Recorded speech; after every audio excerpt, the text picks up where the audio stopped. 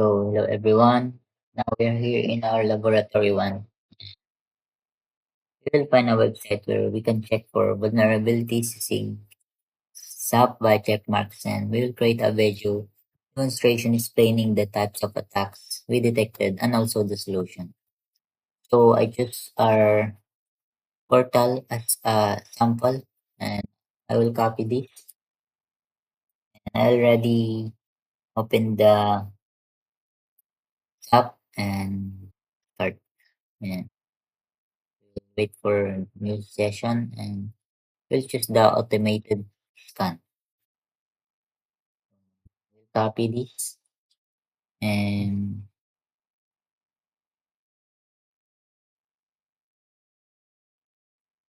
let's click the. We will just wait for it to be done.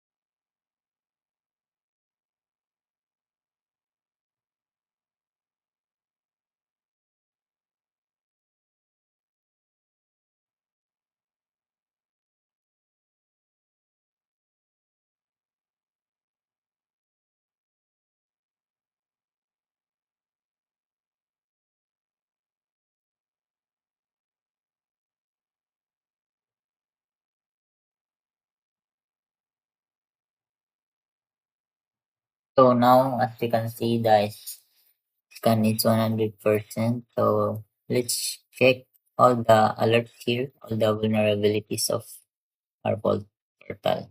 So the first one is vulnerable in this library. So second one is the env information leak. So one or more env file seems to be located on server. So this file might be exposed infrastructure or administrative accounts credential. Second one is the absence of anti-CSRF tokens. So with this, no anti-CSRF tokens were found in HTML submission form. Our site request forgery is an attack that involves forcing a victim to send an HTTP. So here we will, so the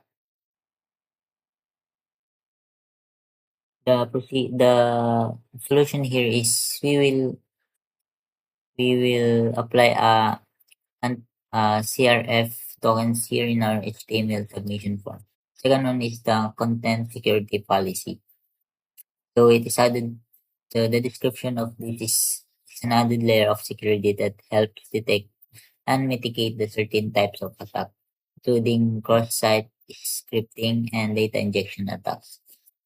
So this third one is the cross-domain misconfiguration. So web browser data loading may be possible due to cross-origin resource sharing. Here the policy hidden. So also this missing anti-click jacking header. So this response does not protect against click jacking attacks. It should include either content security policy with frame access to our directive or frame exception. And also the vulnerability in GS library.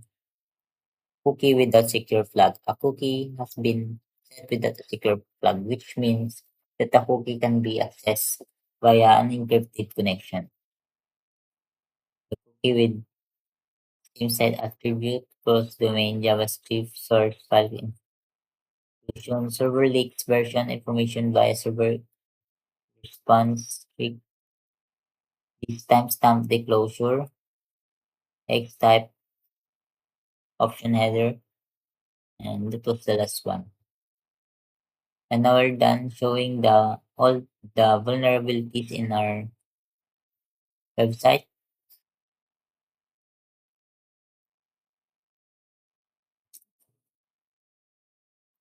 That's all. Thank you.